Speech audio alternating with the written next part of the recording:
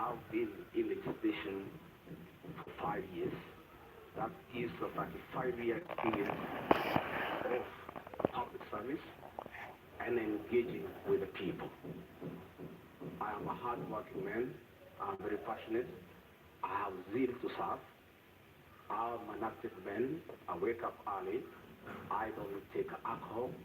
I have all the time and the commitment to put my all to serve the people of Kenya. I have a very good idea of what I need to do to assist my candidate, Dr. William Ruto, in the management of the affairs of this country, give him backup, be available, move around the country to implement development programs, listen to the people, be available to the people, because we have the bottom-up economic model. It's about the people. If you have noted, we have gone around the country in all the 47 counties and held economic forums, listened to the people, had very extensive consultative process of what the people of Kenya want from us, and that informed our manifesto. And we were not our manifesto is too detailed and meticulous. It had to be, because it had to capture the issues, the aspirations of the Kenyan people, what they want us to do for them. And our manifesto is a clear plan that is informed by what the people of Kenya want us to do for them, to dignify them, to improve their quality of life, and to give them a chance to prevail and be men and women of substance. Thank you. Honorable Karua, the same question. What kind of a deputy president will you be? I'll be a deputy president who is respectful of the Constitution, of the people of Kenya, of my principles, and a person who will obey the rule of law and do the best to support my captain to deliver for this country. The oath of office dictates that the interests of the public are paramount in everything a government does. I will help my captain to stick to the rule of law, to ensure that what is in the Constitution is fulfilled. Our Constitution dictates that we adopt a social market economy where social justice is in the forefront. That is why Article 56, not 47, talks of socio-economic rights.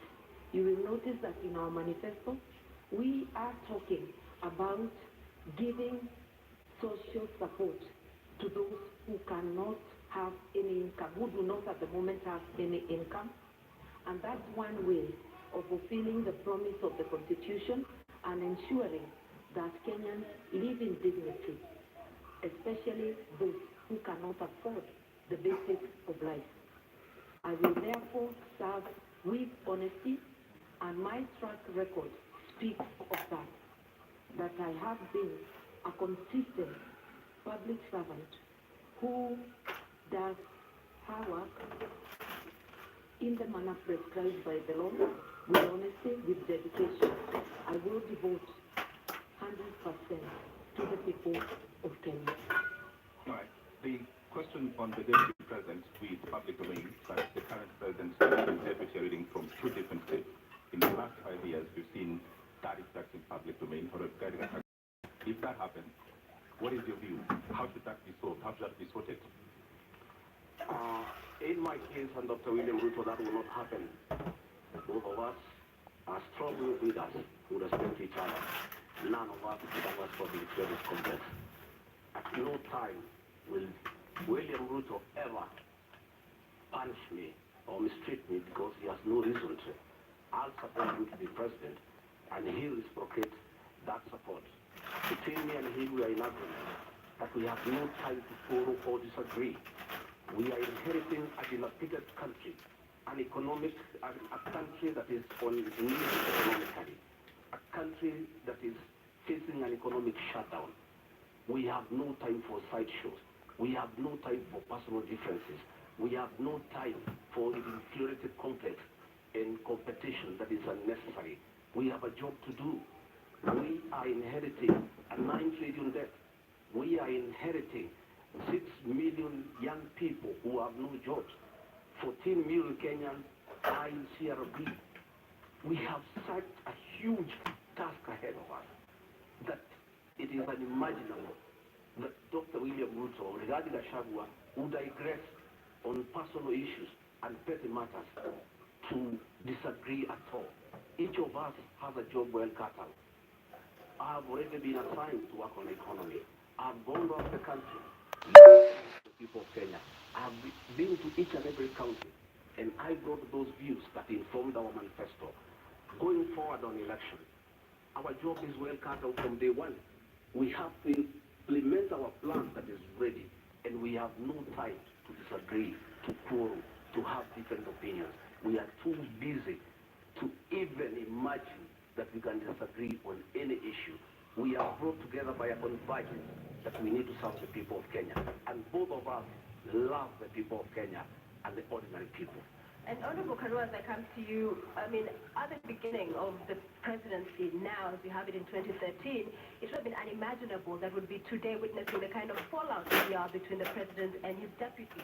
So for you, how do you execute differently and ensure we do not see this kind of bad blood drawn out? I think even when people have differences, because it is not possible for human beings to always think alike. That's why even our constitution acknowledges diversity of opinions. It is imperative that all debates or disagreements or arguments or issues happen in harmony. And what is brought to the public must be the result, the agreement on the position. And I think I'm very well prepared, and I'll continue to pray and address my mind that one, the overall leader is the president. I am the principal assistant. With that in mind, that I'm a delegate of the president and can be required to do any work to support the presidency and the administration, I'll be ready, and I am ready. I have served as a cabinet minister for 6.5 years. A cabinet minister is a delegate of the president. A deputy president is a first among equals within cabinet in being a delegate of the president. It's not a different position. We will be able to moderate any differences of opinion on any issue and to focus on serving Kenyans and to be respectful to Kenyans. Arguing in public, calling each other names in public is not only a disgrace, it's also not respecting Kenyans who elected and put us in office. Yeah. So I will be very conscious. And I've been commenting on the current situation, which does not commend itself to anyone. Would you then, perhaps, going by the experience this country has gone through, in terms of the architecture of the Constitution, should we have a rethink, perhaps, from an elective deputy president to an appointed one, so that if things do not work out for the sake of country, then the president has that latitude? 2 minutes. Nothing wrong with the architecture of the Constitution, some with our behavior. It is not that we need to amend to prescribe the relationship between the president and a deputy president. It is that we need to change our behavior, differ with respect, maintain deference for people who are above us, that even when you differ, the way you address them is in a way that tomorrow you can be able to once again sit and work together.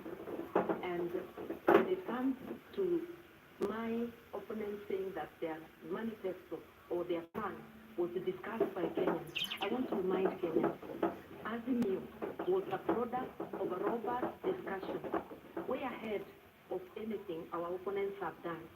And my captain went around the country and he got Kenyans to express themselves, and that's how Azimio was born. That's how the agenda, the manifesto was born. Consultative process as prescribed by the Constitution. We intend to continue with consultations, even in governance, because public participation is deeply embedded in the Constitution, which my principle and I fought so hard to put in place. quick question. Supposing this were to happen, we've seen before, and it's been part of our history, people call themselves brothers and then they have fallouts. Supposing this were to happen, would you think it would be possible and great for us to have the deputy president be an appointive position so that the president has the leeway, essentially, to fire you? That is a hypothesis. I like to look at life from a positive perspective. I always look at a glass as half full, not half empty. I have no doubt in my mind that we are a formidable pair. We are a pair that has been brought together by a common convergence to serve the people of Kenya, to spearhead, chaperone, and implement third liberation, that is the economic liberation for the people of Kenya. And what has brought us together is so important that no side shoes can come in between. The focus that is before us, the need to restore the dignity of the Kenyan people, is such an important aspect of our life, of our leadership, that it is incomprehensible that we would think of having side shoes and things that are necessary. And by the way, the situation between President Uhuru Kenyatta and William Ruto has not been brought because of ideological differences. It has been brought because of inferiority complex. Right. People must allow strong leaders to prevail. And you shouldn't have a problem when your deputy is strong and sharp and focused. You should just be able to accommodate him and use that as a strength to the people of Kenya.